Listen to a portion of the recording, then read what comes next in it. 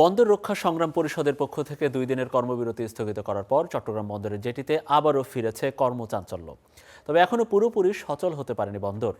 ব্যবহারকারীরা বলছেন এই ক্ষতির ধকল কাটিয়ে উঠতে প্রয়োজন বিশেষ লজিস্টিক সাপোর্ট। এভাবেই দাঁড়িয়ে আছে ট্রাকের দীর্ঘ সারি। টানা 6 দিনের ধর্মঘট ও কর্মবিরতির পর পণ্য খালাস করতে এসে এনসিটি সিসিটি সহ বন্দরের প্রতিটি প্রবেশমুখে ছিল ট্রাকের ভিড়। এদিকে বন্দর ও অফডকগুলোতে আটকা পড়েছে প্রায় 16,000 একক রপ্তানি পণ্যের কন্টেইনার। এর বেশিরভাগই নির্ধারিত সময়ে ব্যর্থ হয়েছে ট্রান্সশিপমেন্ট বন্দরে পৌঁছতে। এতে বিপাকে পড়েছেন ব্যবসায়ীরা। আমাদের যে অতিরিক্ত আরো যে রপ্তানিযোগ্য পণ্যগুলো সেগুলো কিন্তু বাংলাদেশ থেকে যেতে থাকবে, যে ওই যে 14,000 কন্টেনার তার সাথে কিন্তু এই নতুন করে রপ্তানি পণ্যগুলো কিন্তু যোগ হবে, কন্টেনারগুলো যোগ হওয়ার ফলে ওখানে একটা জট তৈরি হওয়ার সম্ভাবনা আছে। অন্যদিকে সময় মতো কাঁচামাল হাতে না পাওয়াতে বিপাকে পড়েছেন তৈরি পোশাক শিল্প মালিকরা। এমন অচলাবস্থা ভবিষ্যতে যেন তৈরি না হয় সে বিষয়ে ব্যবস্থা নেওয়ার আহ্বান জানান তারা। কমার্শিয়াল কাজ করার জন্য আমাদের যে ব্যাংকিং যে ফ্যাসিলিটিটা আছে সেটা কিন্তু সম্পূর্ণভাবে বন্ধ।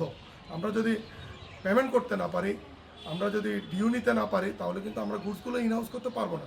তাই সরকারের উচিত ছিল কমার্শিয়াল ব্যাংকগুলোকেও আজকে এবং আগামীকালকে যাতে খোলা রাখে। এই ধরনের সমস্যাগুলিকে এভাবে টেম্পোরারি সমাধান না করে পার্মানেন্টলি একটা সলিউশন করার জন্য সব পক্ষকে আমরা অনুরোধ করছি।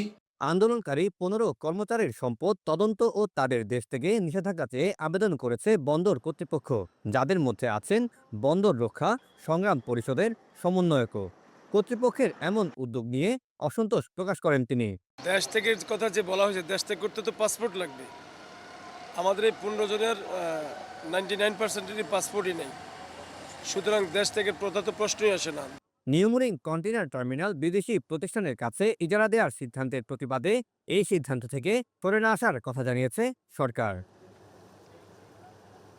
Syed Tamim Mahmud, star news, Chittagong.